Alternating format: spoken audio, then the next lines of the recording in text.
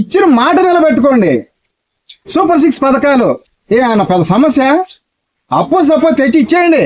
ఎందుకంటే మీరు మాట ఇచ్చారు కాబట్టి. అప్పేం చేయకుండా ఉండరు, ఎటు చేస్తారు. రేపు దిగిపోయేలోపు 4 లక్షల కోట్లు అప్పు తెలుస్తారు. చేసేయండి. ఈ రాజధాని కూడా మీరు ఏదైతే అన్నారు, inner ring road, outer ring road survey నెంబర్లు వదిలారు, అవి తీసుకోండి. రైతుల ఖాతాలో డబ్బులు వేయండి, రోడ్డులు తీయండి.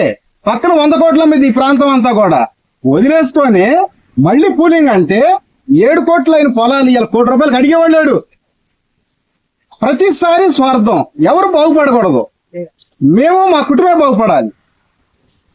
ఎన్టీ రామారావు గారి దగ్గర పార్టీని పదవిని లాక్కున్నంత సులభ కాదు చంద్రబాబు నాయుడు గారు. నేను చెప్తున్నా, ఈ ప్రాంతంలో ఎవరు నాయకుడు లేడు, పార్టీ లేదు. నేను లాక్కున్నా మాట్లాడలేదు, ఇలా పూలింగ్ తీసుకున్నా మాట్లాడలేదు, రేపు పూలింగ్ తీసుకున్నా మాట్లాడరు. ఎవరికెవరు మాకెందుకు, నేను నా కుటుంబం బాగుంటే చాలు అని ఇంట్లో కూర్చుంటారు అనుకున్నారు. కావాలా మంచివాడి కోపమొత్తి ఎట్లుంటుందో ఈ ప్రాంత ప్రజల కోపమొత్తి ఎలా ఉంటుంది.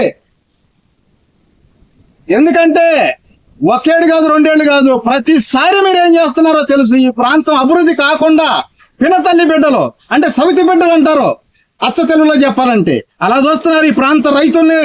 అందుకని మీరు ఆలోచన చేసుకొని, చెప్పే కదా ఇందాక 23 సీట్లు అంటే సగం 11.5 నరొండదు కాబట్టి 11 ఇచ్చారు.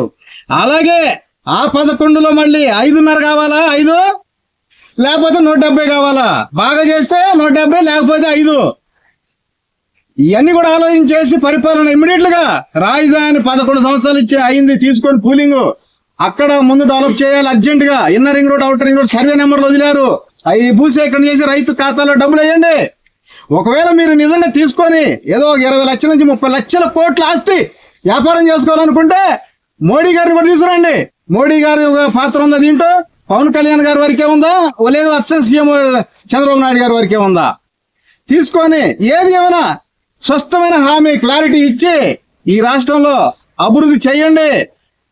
స్వార్థం చూపించొద్దు. ఇది మా ప్రాంతం కాదు కదా, మేము రాయలసీమ నాయకులు అని చెప్పి స్వార్థం చూపించొద్దు.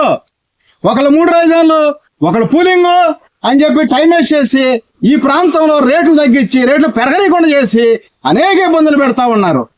అందుకని ప్రజలకి కోపం వచ్చినంత వరకు చేయొద్దు. రైతులకి, రైతు కార్మికులు, ఈ ప్రాంత ప్రజలకి కోపం వస్తే ఎట్టుంటుందో మీకు తర్వాత అర్థమైంది.